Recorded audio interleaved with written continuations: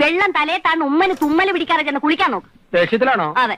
നമ്മൾ തമ്മി ഇങ്ങനെ കീരിയും പാമ്പും പോലെ കഴിയേണ്ട വല്ല കാര്യമുണ്ടോ? ഞാൻ ഇവിടുത്തെ ഗാർഡനർ, ക്ലാര കുക്ക്, ഒരേ സ്കെയിലിൽ ശമ്പളം പറ്റുന്ന അടിസ്ഥാന വർഗമാണ് നമ്മൾ. പോരാത്തതിന് രണ്ടും സത്യക്രിസ്ത്യാനികൾ. യോജിച്ചു നിന്നാൽ നമുക്ക് പല കൊടുക്കൽ വാങ്ങലുകളും നടത്താം.